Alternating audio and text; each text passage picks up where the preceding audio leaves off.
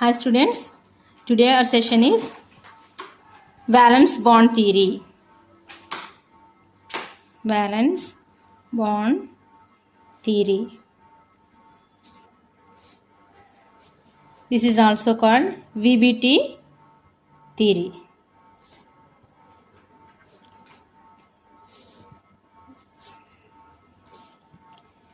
First of all, this valence bond theory was proposed by Pauling. Who is that scientist? Pauling. He proposed this theory. According to this theory, what are the postulates of this theory? What we explain through this theory, we will discuss now. Postulates of VBT. In this VBT theory, we know coordination complex have one metal atom and one ligand atom. In this metal atom, what is the nature of the metal atom? It accepts the electron from the ligand. What is the nature of the ligand? Ligand has donating nature. It has excess of electrons. First one is the central ion. The central ion or metal atom has accepting nature of accepting electrons by ligands. What is the nature of this ligand? Donating nature. It has excess of electrons. That's why it donates the electrons to the central metal atom. Between the central metal atom and this ligand, there is a bond. How they are formed, that bond? Overlapping of metal orbital and ligand orbital. Overlapping of metal orbital and ligand orbital. There is a strong bonds formed between these. Strong bond is formed.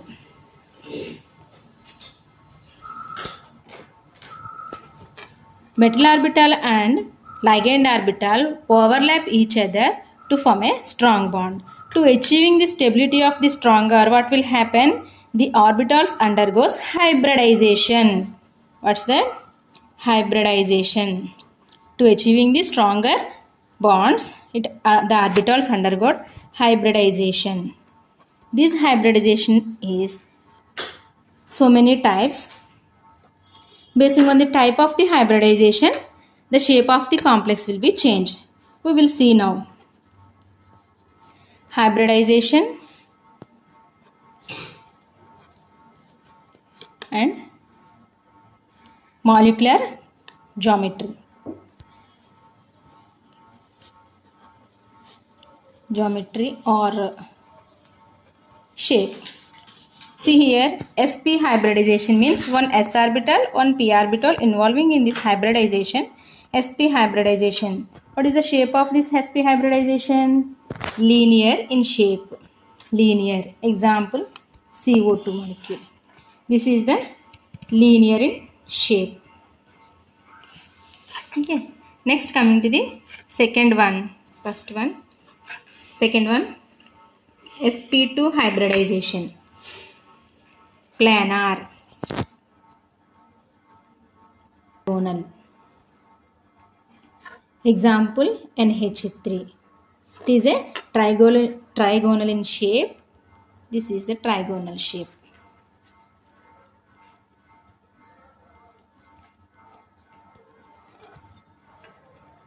sp3 hybridization. Now coming to the sp3 hybridization.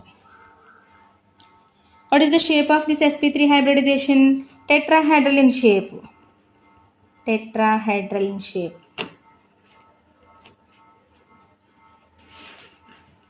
Tetrahedral in shape. Example, methane. Another one is dsp2 or sp2d. dsp2 means inner orbitals involving in the hybridization. sp2d means outer orbitals involving in the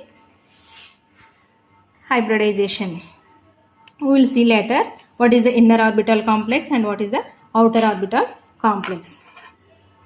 D2sp3. What is the shape here? square planar in shape. Example is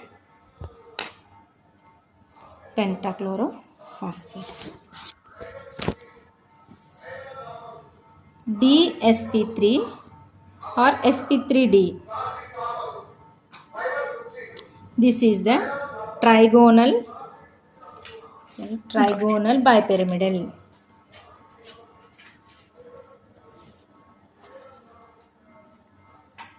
PF5 is the example. Next one is D2sp3, octahedral in shape. Octahedral in shape. SF6. These are the different types of hybridization. They give a complex. We can find out which type of hybridization it is, what is the geometry of the complex, and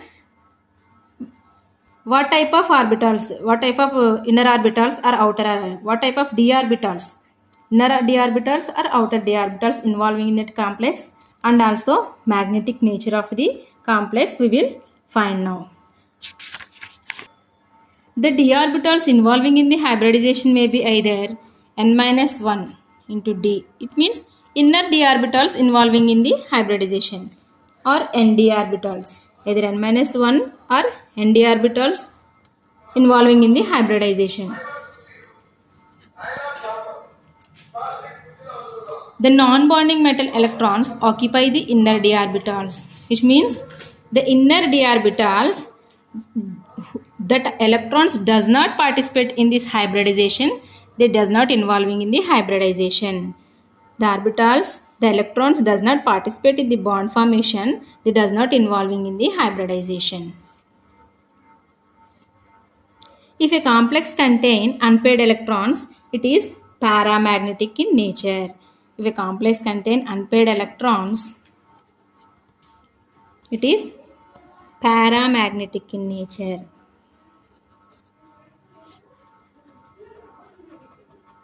If it is paired of electrons, diamagnetic in nature.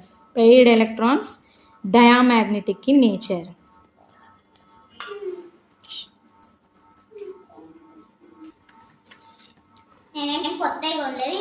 See this complex. By this, if a complex containing unpaired electrons, the metal atom has unpaired electrons, it is a paramagnetic in nature. It has a paired electrons, it is diamagnetic nature. See this complex. What is the hybridization of this complex? What type of hybridization? Inner d orbitals or outer d orbitals involving in the hybridization, and also magnetic nature of the hybridization we will find out now. See, first of all, if any complex given, first you find out the first step is to find out the oxidation state of the complex. How you find out the oxidation state of the complex? Before going to that, we know the strong field ligand and weak field ligand. Fluorine and chlorine are weak field ligands. According to the spectrochemical series, these are the weak field ligands. And He3 cyanide ions are strong field ligand. If in our complex have strong field ligand, the electrons will bind up with the electrons are bind up in the d orbitals. We will see now. See here, this is the complex. First of all, we find out the oxidation state. How we calculate the oxidation state of the complex? See here, what is the atomic number of this chromium, students? Atomic number of this chromium is 24. See here, chromium plus, this is the strong field ligand or weak field ligand? This is the strong field ligand, and also this is the neutral ligand. Ammonia is the neutral ligand, that's why 0. Sorry, it is equal to plus 3. Chromium is equal to plus 3 oxidation state. Means what? It loses 3 electrons. It get how many electrons it have now? Chromium minus 3 electrons means how many? 21 electrons it have. What is the electronic configuration of this chromium? Argon 18, 3d3, 21 is equal to 21. Now, electronic configuration of chromium plus 3 is argon 3d3. How many orbitals present in the d orbital? 1, 2, 3, 4. 1, 2, 3, 4, 5. How many electrons we have? 3. 1, 2, 3. 4s, 4p. This is the 3d orbitals. This is the 4s and this is 4p orbitals. See here. How many ligands we have? 6 ligands. This is the 1, 2, 3, 4, 5, 6. What is the hybridization involving here? These 6 ligands donating electron to the central metal atom. The central metal atom has accepting nature. There is a bond formation between the chromium and ammonia. D2. How many electrons involving in the hybridization? 1, 2. D2, S, P3. This is the hybridization of this complex. Are you clear, students? What is the hybridization? D2, sp3. It has hybridization.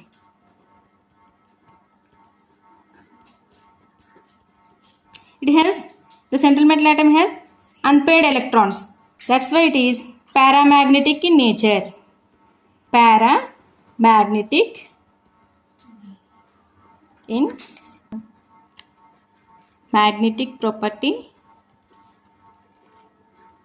Paramagnetic in nature. Why? Because it has unpaired electrons. It is a low spin complex also.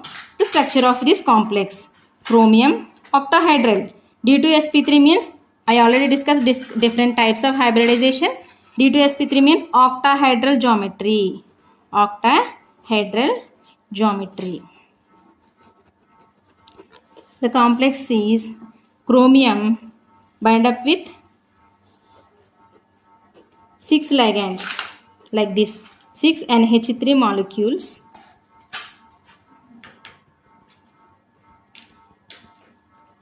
6 NH3 molecules. It is octahedral in geometry. It is octahedral in geometry. Are you clear, students? Hybridization is D2 hybridization. D2sp3 hybridization. Magnetic property is paramagnetic property. Octahedral geometry. Inner d orbitals involving in this complex. That's why it is an inner orbital complex. It is a inner orbital. It is an inner orbital complex. This is the geometry of this complex. This is the octahedral geometry complex structure. By using this method, we will try the another complex. I'll give you video. Please give a big thumbs up and subscribe my channel. Hit the bell icon. Thank you. If doubts, comment in your comment section. I will try to clarify your doubts. Like this, we will try this complex. Send me in a comment box. If you don't get, I will explain in the next section. Thank you.